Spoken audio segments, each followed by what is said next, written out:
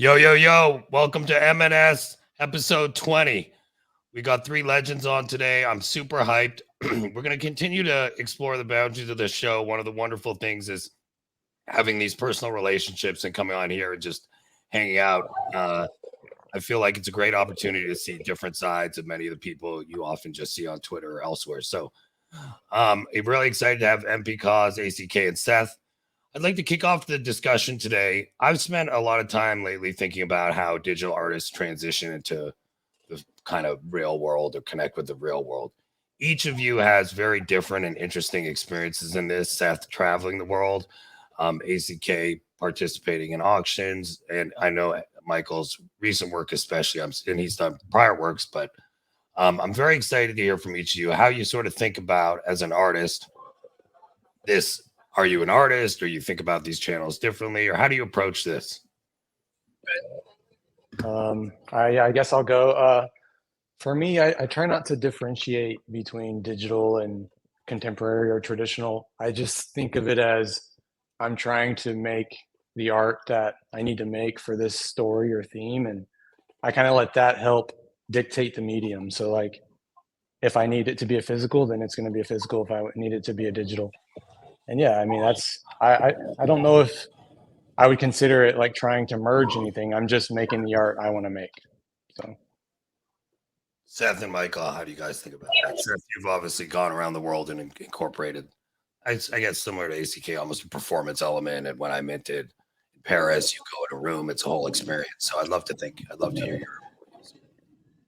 I mean, for me, it's both, right? Like everything is digital and analog.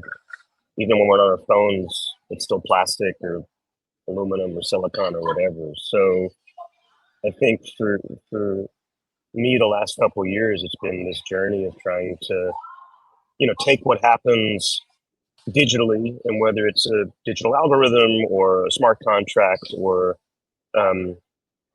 something of that ilk, and how can we render that in the physical world with more care and sort of intentionality than just a profile picture on a marketplace, right? Like, how do we actually open it up and make it and create some emotional space in this essentially digital emotionless token? Yeah, for sure. I had the opportunity and privilege to be involved with some of the Bright Moment shows in the past, and as an artist participating in those shows, that was the first time I'd shown work in a setting like that.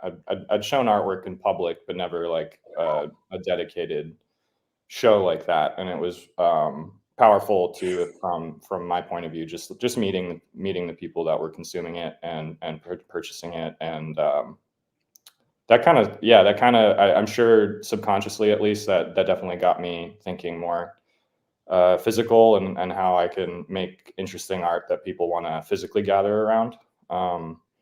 But sort of more along the lines of ACK too, I just pursue what I'm interested in at the time. I typically get bored really easily, so I'm always trying to learn. I'm always trying to improve my skill set, and lately I've been focusing almost exclusively on machining and learning more about hardware prototyping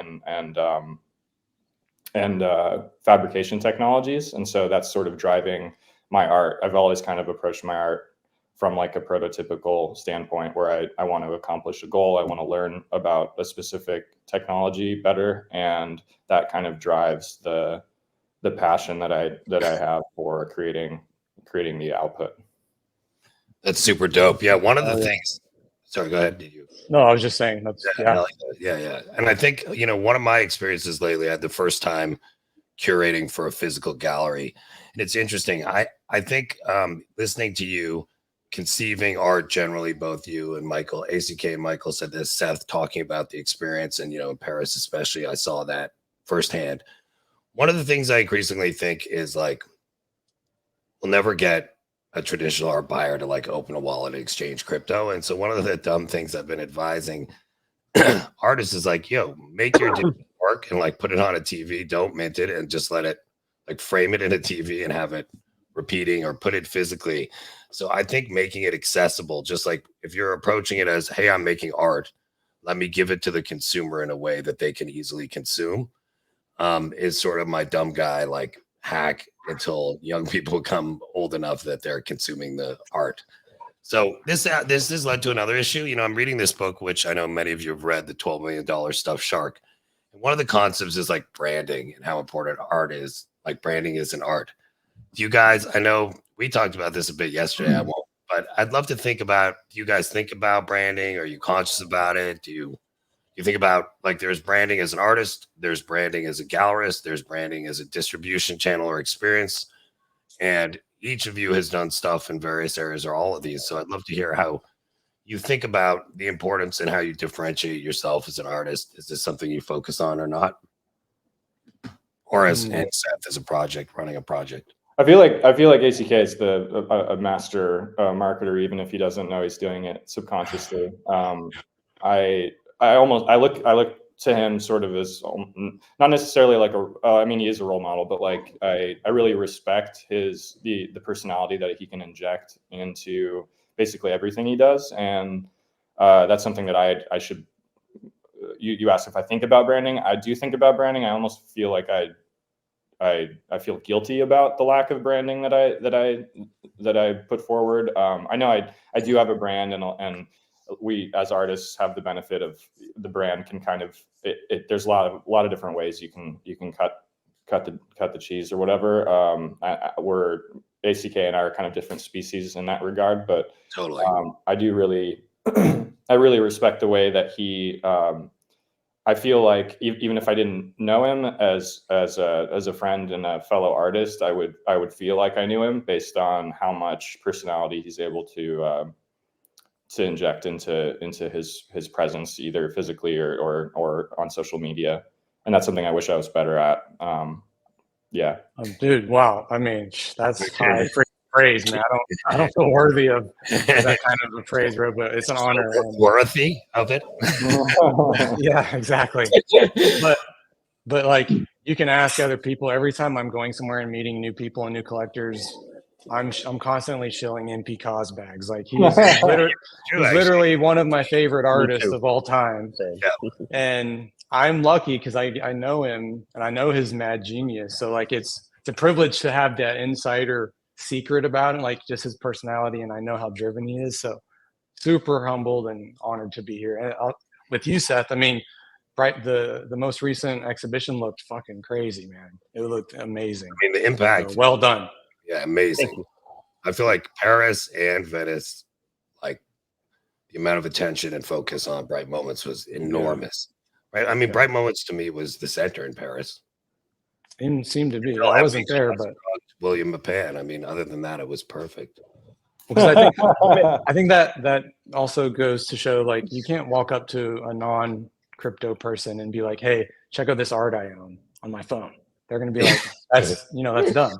But if you can present it in a way like they did, I mean, that's how you get these trad art whales to come in and show interest and find interesting things. I think that's what I think too. Seth, any thoughts on this? I think branding is a tricky word because I think we go to marketing and we go to commercialization. I think that's just part of it. And to me, it's like as if it's a separate thing than being yourself. I know what you. But like, our identity. Look at our handles: OG, MPKOZ, ACK, @Seth. Like we're always branding. We're always representing ourselves. I think in crypto, in particular, it's about conveying trust. Right? Like how can you be trustworthy? Because on the one hand, the blockchain is all about trustlessness. So on one level, we don't need trust, but when we interact with people and artists and galleries and curators and museums and platforms, trust is really important. And so I think to be able to have an identity that's stable over time, and that you're known, so ACK, you're known for something, you're known for your work, you're known for the pianos, you're known for the skulls. I mean, look at the background. This is your brand, even though you're not branding. In the same way with Michael, aka MPKOZ, he's built. I mean, I think about my experience of the MPKOZ brand. it was initially when you were still at Microsoft making these crazy lenticular boxes, right? Whatever you're using, Android screens, and they were awesome. And it was on, I want to say on Foundation before you released on Art Blocks, and then to follow your identity and your career through the, from these physical kind of one-of-ones to long form, on Art Blocks and some of the work we did, and also like learning more about your mechanical displays and what you're working on now. Like, to me, like, the brand is so consistent.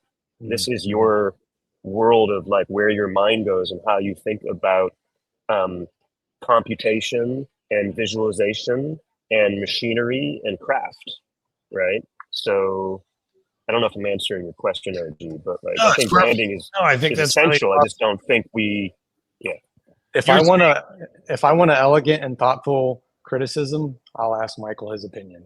Yeah, because I know if I show him something, he's not going to bullshit me. He's going to be, That's right. He'll criticize me if he has to. I'll give you honest feedback. I always say that to people. Are you calling because you want, when they ask opinion? I'm like, do you want me to say I love it, or are you asking? Yeah, Which is it? sure. But We're always awake at the same time too, no matter the time zone differences. It's like Yeah. it's nice.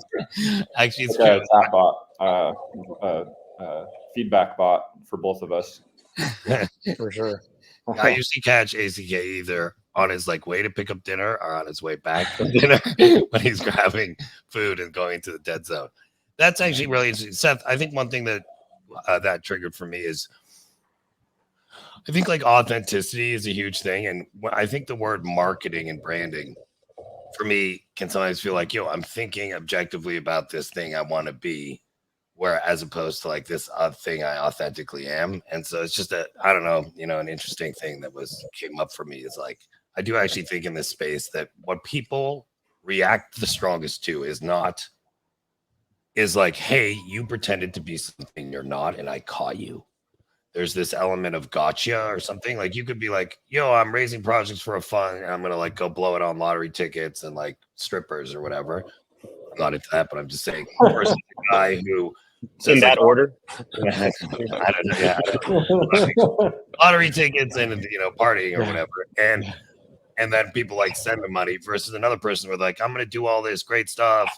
And then they go do the same thing and blow all the money. Like in case one, everyone's like, yeah, like if you at least told me what you're going to do. In case two, they're like, I got you. So I think this general sense of like thinking as an artist of a brand or thinking as a project builder of a brand, I think something that's super important, particularly in this space. Like when I came in, you made a point. I was like, how am I going to know like if this is a troll in a basement, some weird handle, I don't see their picture, I never know them. A couple of things have changed, I think. Like one is everyone's doing a lot of in-person stuff now and like much less stressed about being a non. Number two is actually transparency. You can go back and look at everything everyone did. Again, in a very limited, experience working with trad art galleries, they just immediately default to like, we can do all this opaque shit. And I'm like, hey, bro, like it don't work like that here. You can't like say there was an offer. You can't say it was. So I actually think I feel more, and I've said this multiple times, but I feel more I can trust people in this space and the relationship I've built more than almost anybody because I've seen the people under pressure. I've seen them have a chance to make bad decisions. So I had a great conversation yesterday with somebody who was telling me how they like turned down this offer to basically like shill something. And then they made the point, like, what's funny for me is every time I do that, like a few days later, I see on Twitter, I can tell who like took the deal because they were offered the deal. And so I actually think branding and marketing has to be in this space, especially tied to authenticity. And going back to what Michael said, I think that's where ACK, all the people on here, you three all shine. But I think ACK has done a lot of that out in the public and connecting with people personally. So I think it's a unique thing. I was going to encourage you to walk because it looks like we were joking before. ACK's background looks like it's like a fake background, but it's not. You want to do the walkthrough. I think it's cool. And then I'm going to switch gears. I'm going to let you guys, I'm going to force you guys to ask questions after. But one of the things I'd like to know is what's something, I love this. I love that book on there. Is that a book on the seat? That's the piano book, yeah. We write in it every time we're doing something new, we'll log it. Oh, that's and so just dope. just to keep track of everything we're doing. Oh, that's cool. I didn't know you did that. Yeah, me either. I didn't know. Yeah, I mean, because we're having to invent a lot of shit just to be able to do this. So like, yeah, because I mean, we're that heavy ass skull needs to be able to tilt over this piano without it toppling over. So we had to like engineer a whole lift Yeah. system. So Like like, a yeah, I mean, like a crane offsetting weights. it's a no. It's a linear actuator. So it's attached to that tripod looking thing you're seeing. I don't want to go over it. It'll take me 10 minutes to explain it, I but appreciate it works. And yeah, it's great that it works because we were, guessing on a lot of this shit.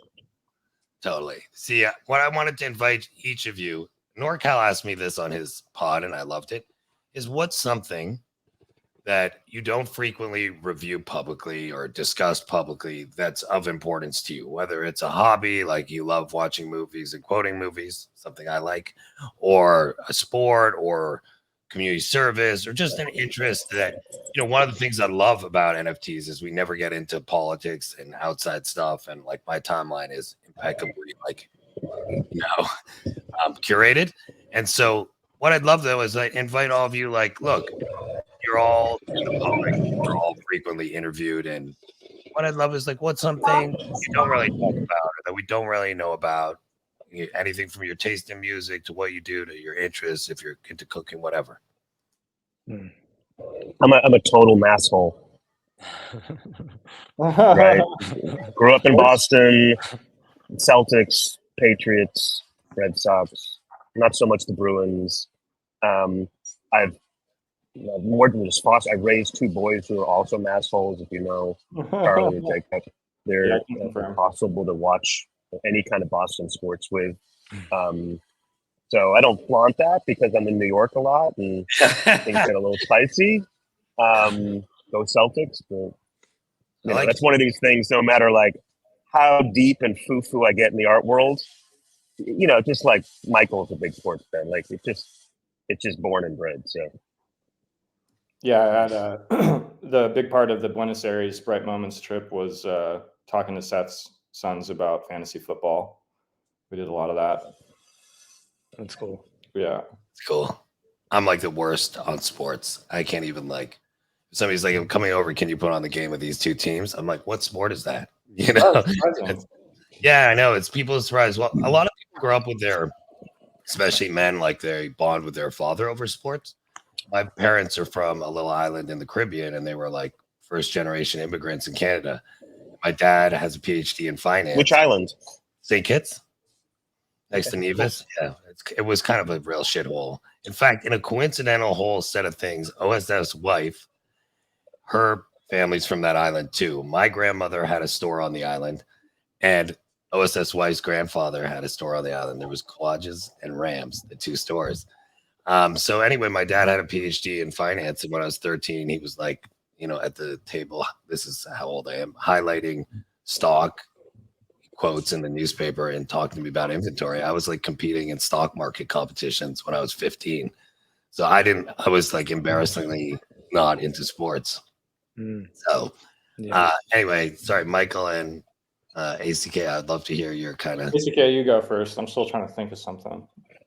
I mean, lately I've just been trying to push myself to paint more. Like, I want to spend the next 20 years becoming a great painter. So like, I just got to paint every day. And like, I'm doing as much as I can because, I have like 15 years worth of ideas I need to start getting out. And it just like this skull, it's almost 2 years. So it's like this shit takes time if you're trying to do. And as you both know, anything physical just takes so much time. But like people don't see me out here sanding and looking like a jackass all day, sanding this huge skull, but it's happening. And I just try to like be in the moment with it. Yeah, it's shitty work, but like I'm only going to do this once and there's only one opportunity to do this. So yeah. And it's a new studio, right? Like, or is that still in the works? That's actually, yeah, no, this is the current studio. The new studio is going to extend that way, like another 30 by 60. And yeah, that's where that's where I'm setting up the Muse factory so I can set up my own print shop. Nice. I was going to say two things about you that I noticed that aren't. is one, I didn't know you were a sound engineer. I remember saying like, hey, if you talk to a sound engineer, you're like, hey, bro, I am a sound engineer. Two, you're a super caring dad. Oh yeah, dude. No. We just got back from Disney World actually. And yeah, I have 3 daughters, and I can't ride rides because I get sick. So I'm just, I spend a lot of time watching them, have fun. So I put that into my art though. Like I take those experiences, and I can't make art while I'm there, but I think about it constantly. And Disney World itself is like artistically inspiring. I mean, just being there. So I try to just absorb it. Yeah. How about you, Michael? I know if you had to make a ride at Disney World, what would it be? That's a great question. I have one. Yeah, it's in my Broken Keys collection. Yeah, Okay. I'll share it with you. It's a skeleton sitting by himself, and he's going up and down through this flooded theme park, and he goes, under the water, but he's riding a piano cart. And then there's a huge. Is it a water ride? Yeah, exactly. Nice. I like water rides. I don't do roller coasters anymore either. I used to love them. I like the logs that just go down and spray. Yeah, I can do the log. Yeah. I'm pretty boring at that. My fiance worked at an amusement park in Sweden for it's like everybody in her town works at this one park. So it's right in the middle of town in Gothenburg, and we always go in the summertime every summer. And I rode one roller coaster the first summer too. Right? Is there a big music festival in Gothenburg or whatever? Yeah, we're going to that this year actually. But yeah, I usually don't say no to. I don't know. I'm kind of a yes man. And I'm so boring at an amusement park. It's like the most emasculating relationship because I just revert back into. Don't worry, it'll get worse once you get married. How about you, Michael? I think people don't know. I mean, your corporate history and some other stuff. Anything you want to share? Yeah, I was thinking. I mean, I think call your dedication. Like if you call Michael, his studio's downstairs, so like he doesn't have reception. So you it's in the bad part of town. It's not downstairs. Yeah. Bad part of town. Yeah. I would do the call there, so I could have a cool background too, like ACK. But I just don't have cell service or internet or a bathroom or anything. We were hiring some basically like a shop hand. I split the shop with one of my best friends, and we did a few interviews, and we kept forgetting to tell people that we don't have a bathroom there, and that's kind of a big deal for some people. And so we lost a couple candidates. I can kind of see why. That'd probably be a problem for me. My place of work has no bathroom. Yeah, there's a Jimmy John's nearby that I frequent, but I also really like Jimmy John's. So me too.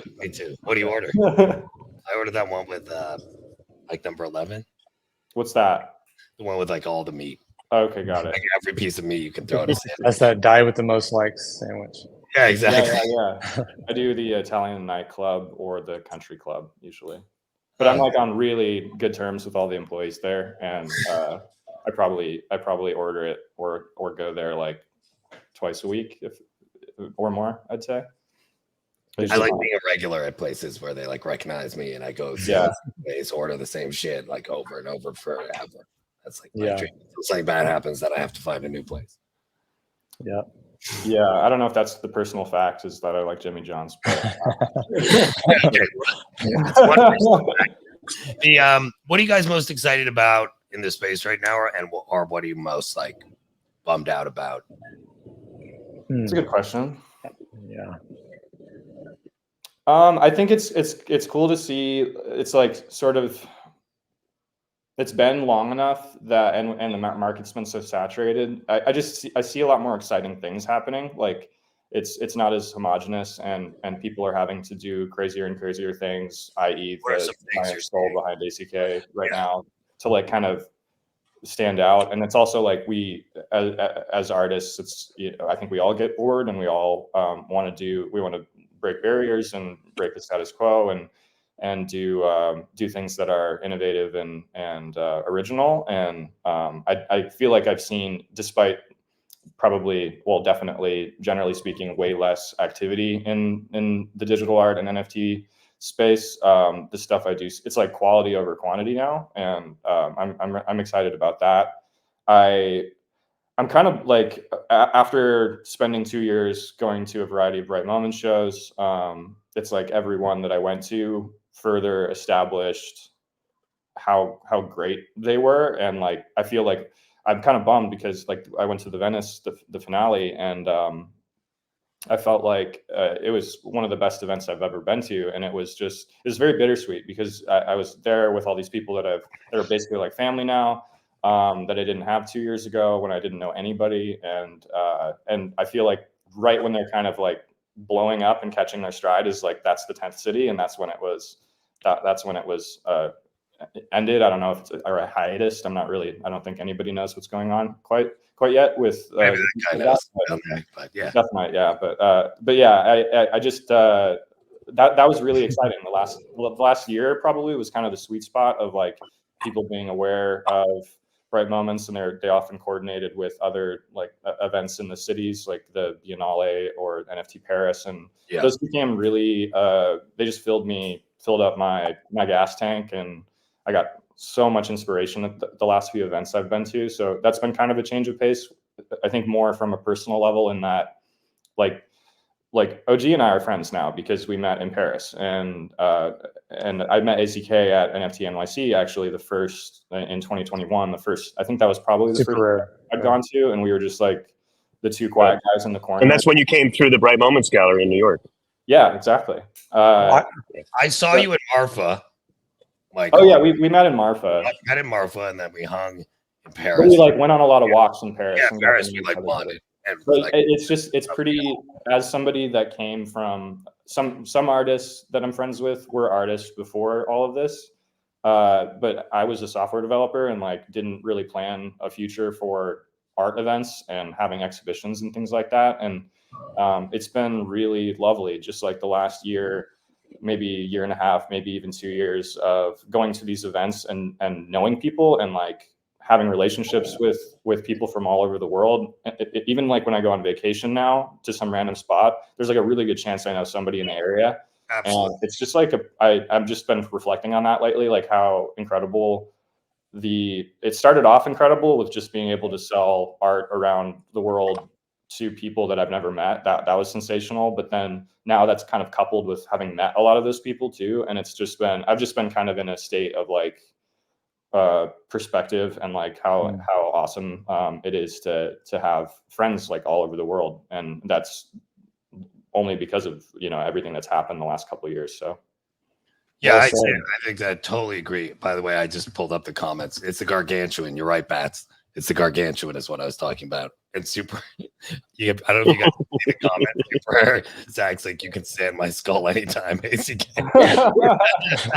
Anyway, I usually don't get distracted. I want to say, very well said, bro. Very well said. Yeah, very, very well said. I think I say like NFTs is Guide to Birds 23 used to call it new friend technology. And I honestly think if you're not in some way meeting with the people you meet in this space in real life, you're missing the very best part. And like Michael said, we become friends. I mean, ACK and I talk often, many days a week. And Seth was incredibly nice to me in Paris because of Ian.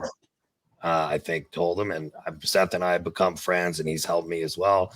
And I think for me, as I've said before, like I felt like a bit of I got along great with people, but I always felt like a bit of a Martian, and you finally come to this space. And even though people are very different, like all of us on this call are different, I've never sort of felt such a bond with people, and it's such a joy. And I'm with you. There's nothing, more exciting than going to these events and just like getting to know people. And what I find, it's not just talking about NFTs, it's talking about anything. It's in fact better. What I find is like just talking to people in this space about non-NFT stuff is actually like a huge joy. And so I think it's something I'm really focused on. One interesting thing I'm wrestling with is like I go to a lot of the conferences. I've had, unfortunately, a little personal health thing that I have to deal with, so I can't go to Lisbon, but it's actually becoming now. I'm thinking of starting to travel outside the conferences to the major cities so I can hang with people when it's less stress.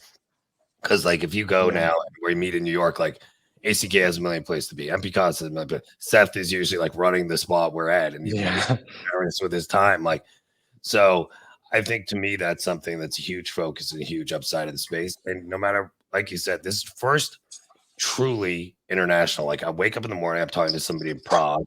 I go to bed at night, like people all over the world are part of my daily life way. And the final thing is like, look, where else, especially, I don't mean to do gender related stuff, but it's true. As a dude, I don't like talk to my best friends like every day, all day, you know. Whereas here, like almost every day, I'm interacting with one of you guys.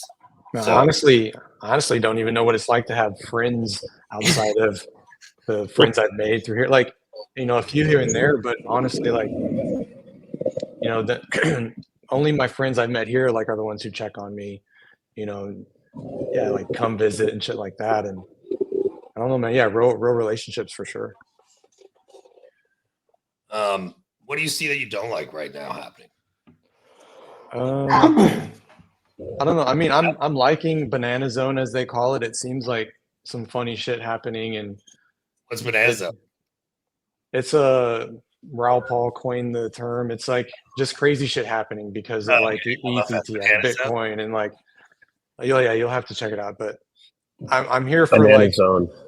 yeah, I'm here for like the crazy shit. You know what I mean? Like, I want to see what comes of all this culture and cryptocurrency and politics, whatever. Like, I'm here for it.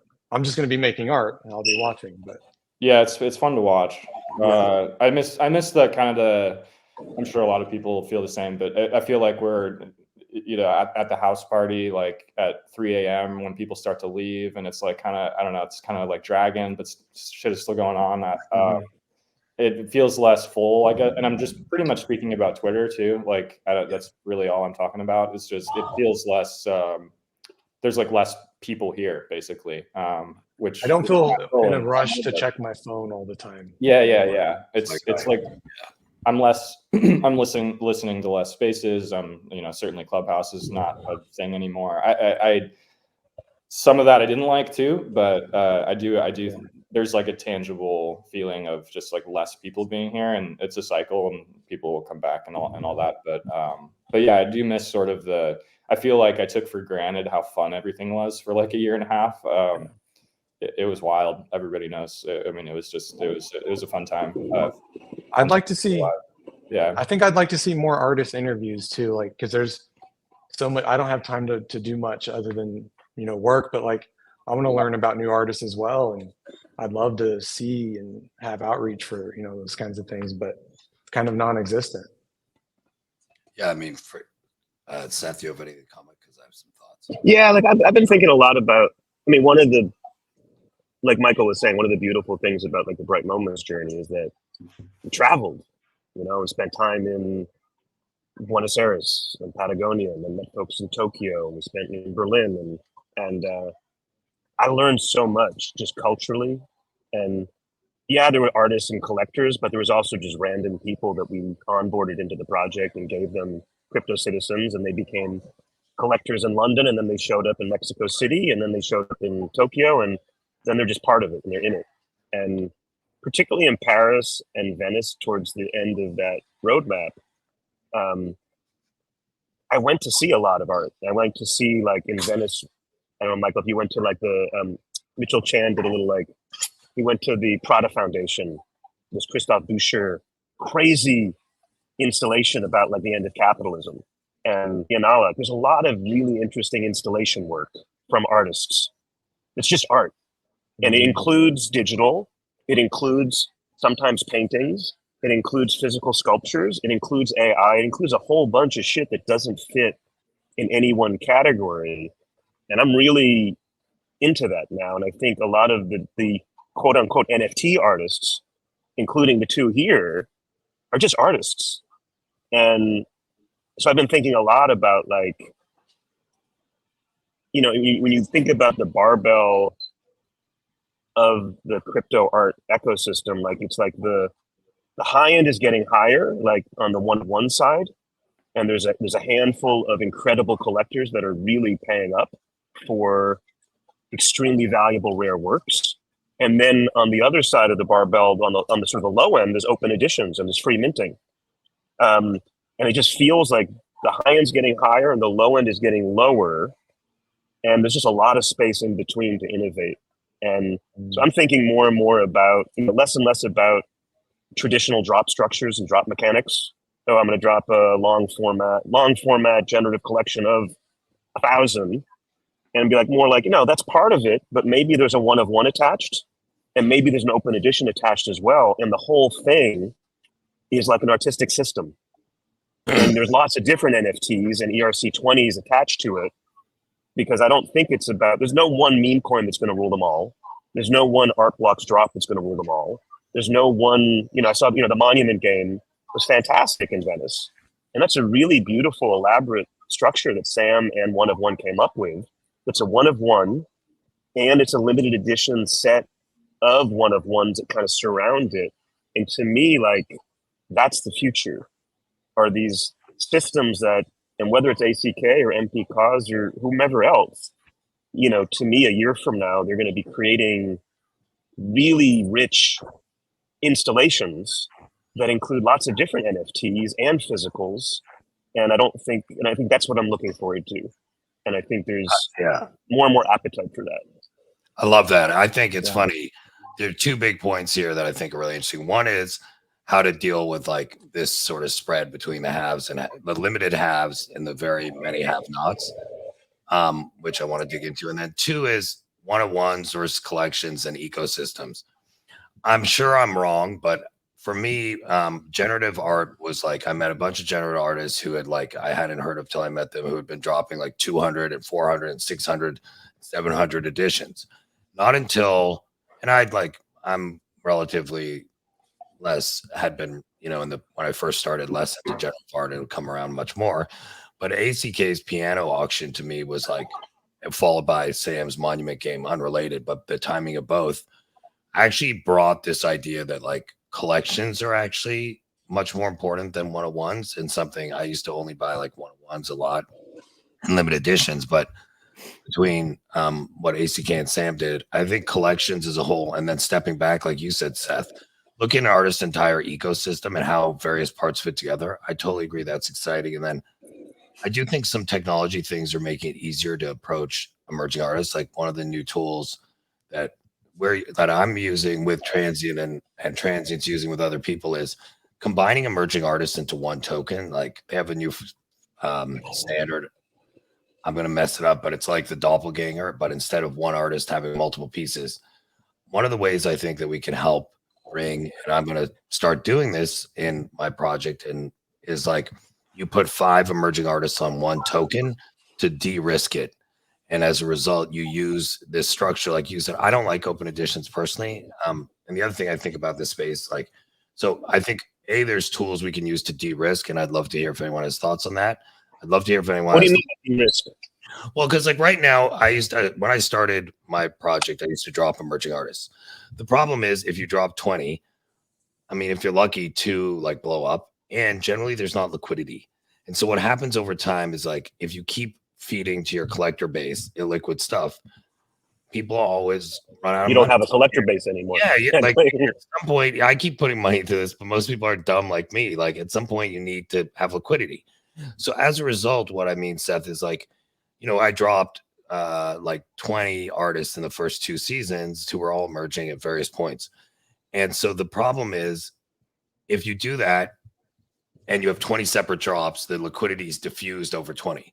If instead you have the 5 people I curated on Foundation, or the selection of the people I helped curate for Lisbon, and you put them on one token and the artists agree, all of a sudden, instead of having to buy 10 pieces of art and have liquidity, you consolidate it on one instrument. Just like a collection versus a one-of-one most one-of-ones have no liquidity. If you have a piano, there's not super liquidity, but relative to a big expensive one-of-one, there's a pool of buyers, and so I think this generally exploring, and any other thoughts any you have, the importance of collections, the importance of tools to, I'm saying, in my opinion, Seth, de-risk and consolidate liquidity and focus, so that you're not asking a collector to keep shelling out with no liquidity, and eventually, no matter how rich you are, it doesn't matter mathematically, no matter how rich you are, if you cannot transact in your things you own, you invariably can't keep putting in money forever. And so that's how I think about it. And I think accepting the reality that only a few, at most 100, but probably fewer projects and artists are going to be hyper successful. It's always been hard to be an artist. Nothing's changed. The good news now is you can globally get income. Then number 3 is accepting that reality. How can we use the tools in this medium to help emerging artists, recognizing it's harder? So that's how I think about it, Seth, if that makes sense. Anyone have thoughts? AZK, when you came out with that collection, were you thinking of it that way? How did you think about it? No. Yeah, a lot of it's not math for me. It's more like, is this a yes? And I wait, and I made over 100 pianos for that collection, and I whittled them down to 48, and I just ended there because I liked that it was 48, and it sounded like a good number. But I could have done 60, I could have done 70, but there were some. If any of them were ifs, they were out. So I did all the yeses, and it just, yeah, it was a bear market. I was happy to make anything for the collection. I was just proud of it, and I wanted to get it out there, and put an underline under it. And yeah, it just came together, and fortunately people showed up. So well, the hour thank you. We talk about that a lot. I went in watching. I was like, okay, I asked everybody, what are you willing to pay? They're like 5 ETH. I'm like, that means 8 ETH, which means I need 11 ETH. So it was like 5. Dude, I went 11.069. Sorry, go ahead. Yeah. I went to bed, and it was 12 hours in, and yeah, most of the auctions were around 1.5 or 1, and I was like, this is amazing. This is a victory. And I was expecting that to be what it was. And then, yeah, the last hour, it went crazy. But then I extended the last 12 of them an additional hour. And then those, yeah, went really crazy. I was nerding out, if you remember, and like posting statistics the whole time. If you, that 1 hour, what I find, we're going back to like importance of quotes, brand or whatever. What it says more generally, art is a difficult thing. Okay, hit me, Seth. So I just think, like, my experience is when you use finance, like DeFi words or Wall Street words like liquidity, artists' eyes roll over. Not all artists. Some are more financially sophisticated than others. But instead, maybe talk about supply and demand, right? Like, you're clearly making, when you're making the pianos, like, you're making things that you believe people will want, right? And it's coming from you because you have an idea, but you're into it and you feel like you're going to touch people and they're going to get it. If it's successful, they'll get it and they're going to want it. And that is liquidity, right? And, like, if you made 20,000 of them, you're probably not going to sell them for 5 ETH each, right? And if you only make one of them, you're not going to have enough of an ecosystem to create the kind of social dynamics that you want. And so I just think your artists are always thinking about liquidity, but not in those terms, right? Because they're thinking about their career, and they're thinking about, who's going to collect, and are there new collectors out there, and how do I kind of walk my way forward? Because they're not doing it for this project. You're doing it for 20 or 30 years or longer, right? When you think about the decisions you make and how do you build on it. Yeah, absolutely. Yeah, definitely. It's even though I understand a lot of the terminology, it's weird to it's just weird in the first place that I on one side, I really love the transparency that crypto art lends to the art world. And I love that it throws all these different walks of life together. And I like gambling too. I used to fuck around with shit coins and stuff. It's like this whole other part of that, like me making digital art got me into that stuff. And I love it. And it's like so stimulating, every single facet of this whole thing. But then when it's applied to the artwork I make, it's this other sort of weird, it's just a weird feeling to like, and I've had many conversations with Seth about like I know I speak for a lot of artists when it's obviously the value that, or like it's our self-esteem is like a stock ticker basically. And it's just such a weird, I kind of never want to make art that's not like that. Cause I'm so fucking addicted to it, and it's fun and it's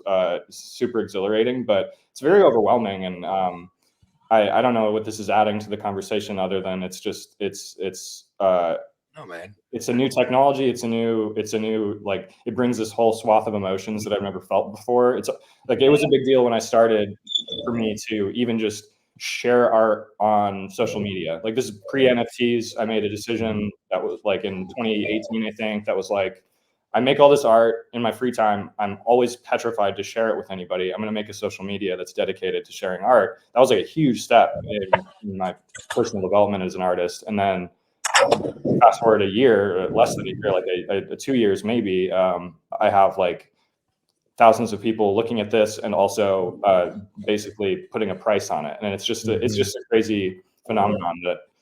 And you have a track record now. Like you have a provenance where you might be in your lab making a physical and showing something that might wag the tail of the Chimera floor price. You know what I mean? Like what you might do something that might change the economics of something you did 2 years ago because it's all connected, you know, for better and for worse. Yeah, I love it and I hate it. It's just such it's a very complex, I don't know, issue emotionally.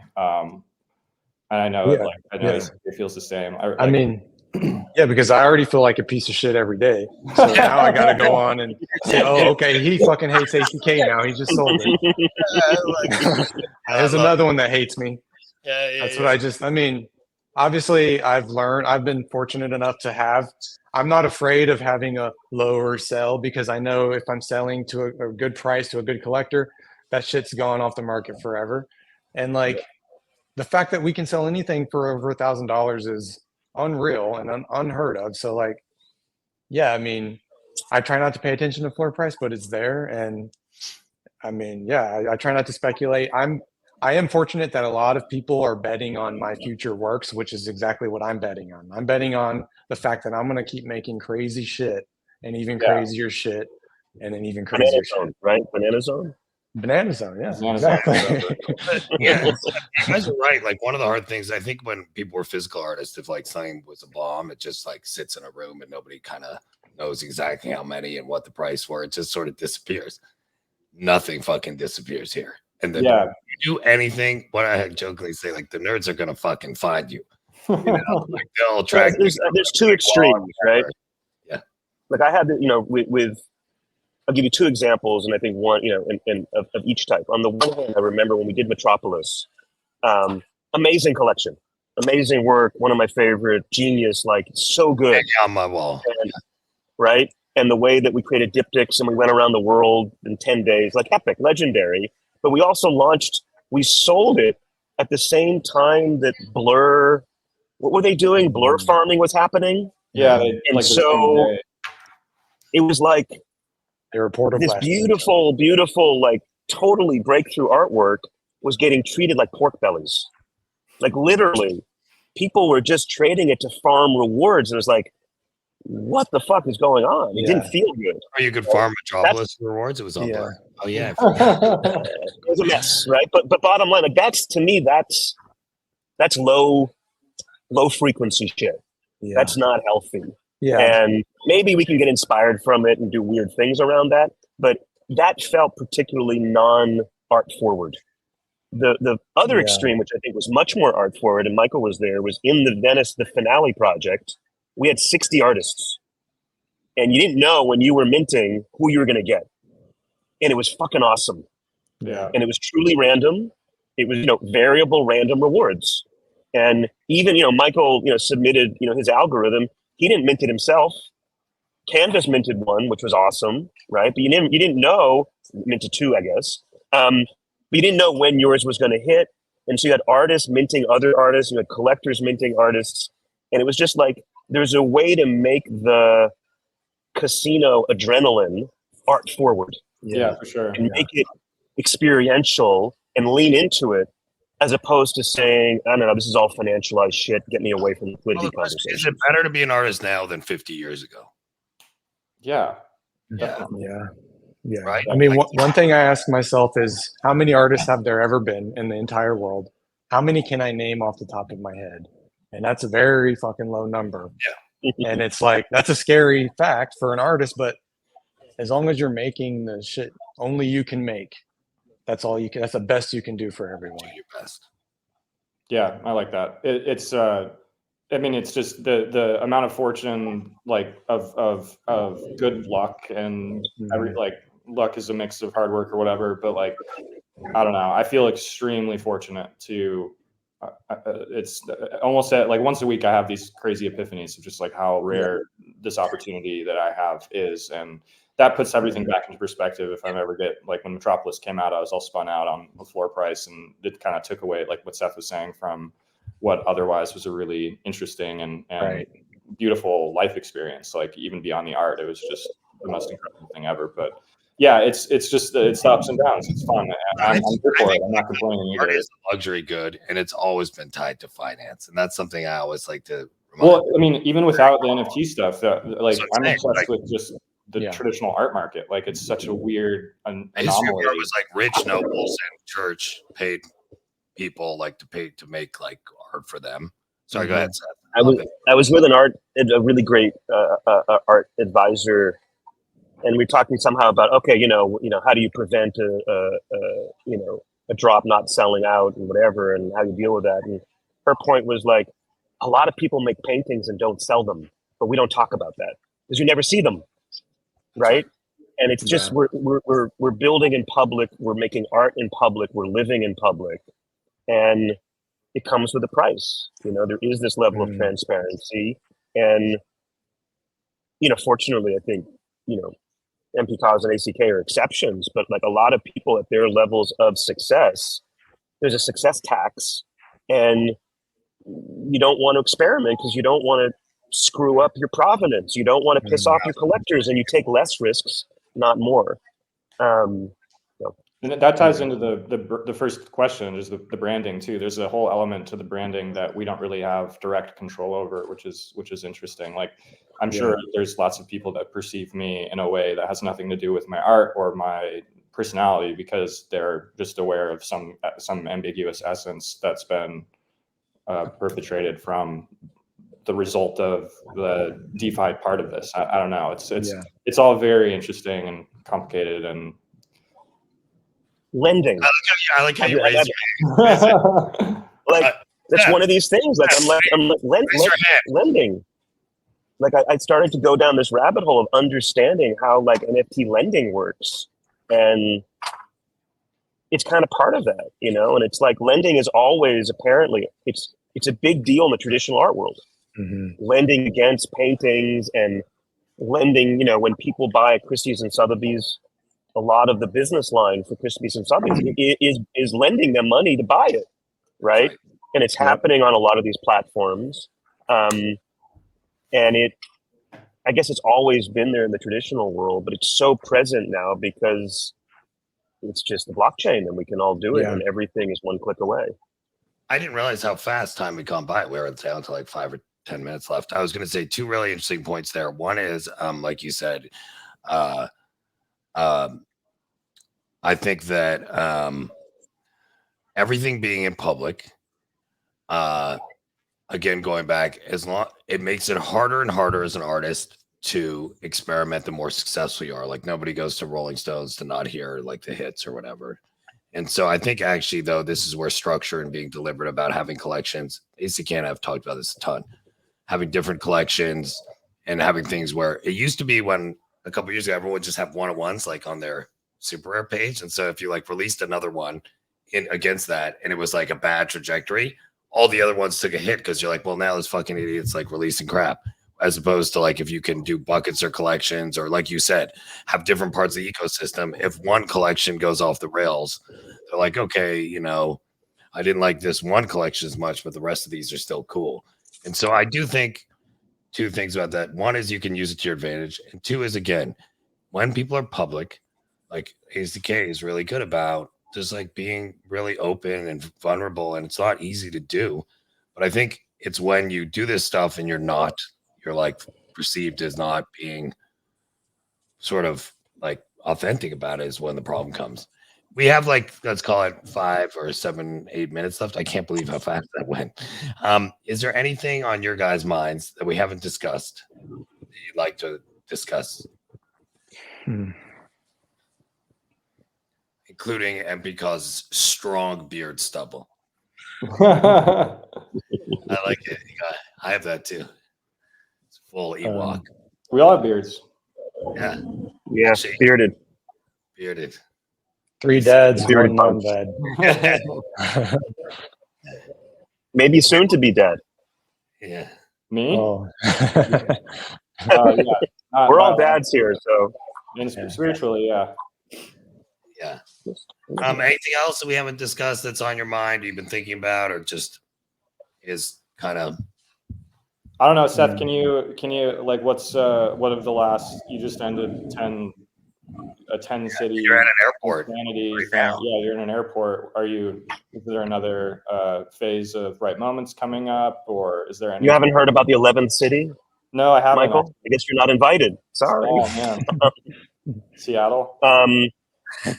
Seattle. Yeah, Bright Moment, Seattle, the 11th city. So I think, I think we're doing two things. I think we're trying to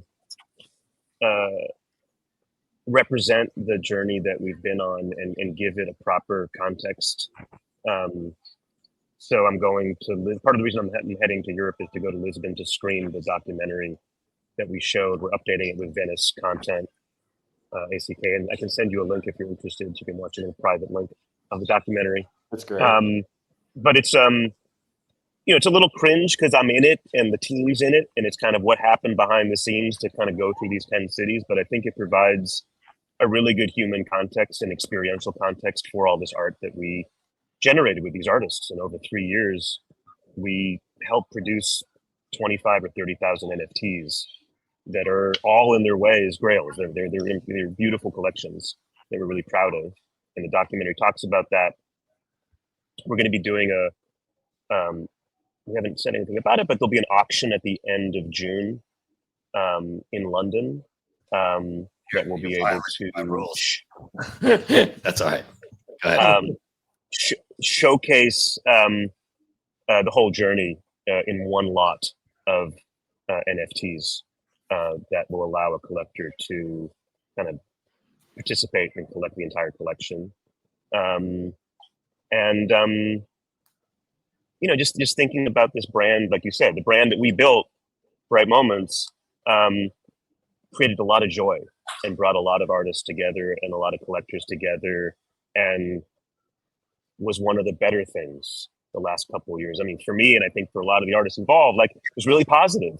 And crypto Twitter can be a fucking dumpster fire, and there's a lot of toxicity in this market, and there's a lot of predatory behavior and extractive behavior. And the one thing that I felt really good of is, like, we were very creative, and I always say, like, we would use ETH to make more art. We didn't make more art to generate more ETH. And so I think I hope that there's a future, for Bright Moments that is very different than what we did, because that chapter is over, and there was 10,000 crypto citizens that unlocked all this art along the world and a lot of cities that we opened up.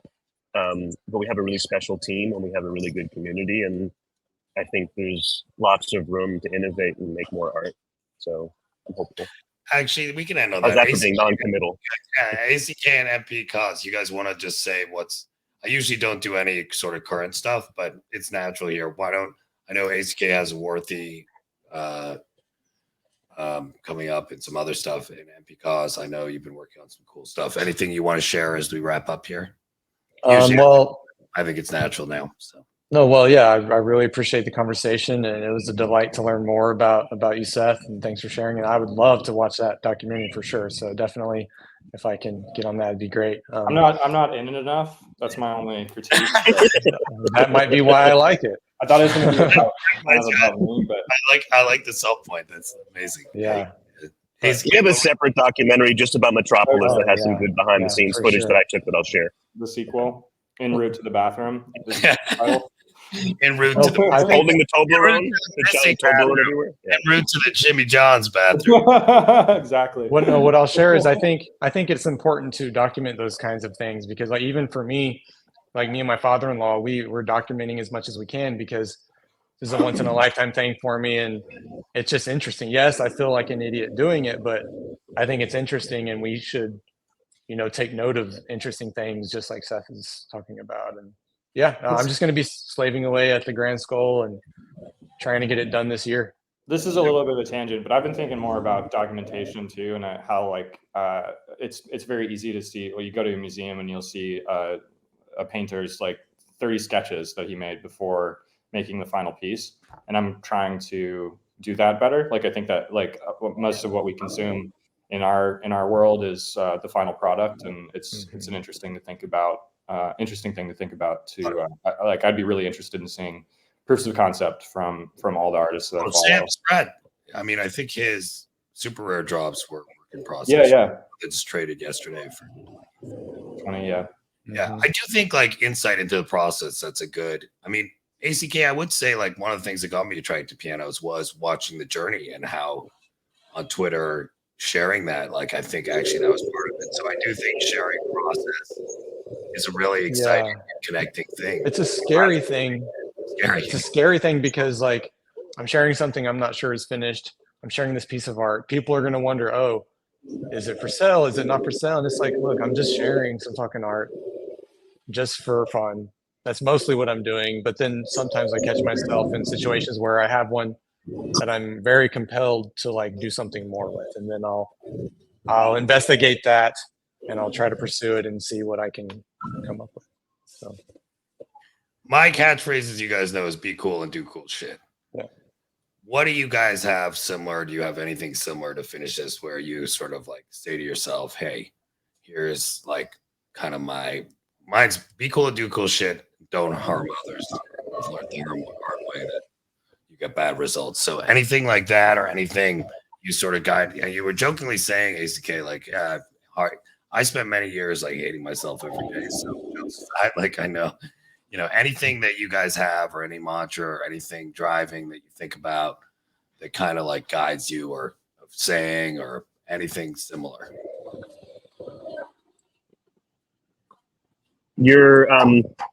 Christy wrote this. We have a history of like putting up art in the bathrooms in the different Bright Moments cities. And she would make these elaborate propaganda walls with all these sayings over the years. And one of the best ones was, it said, your attitude when you have everything and your patience when you have nothing.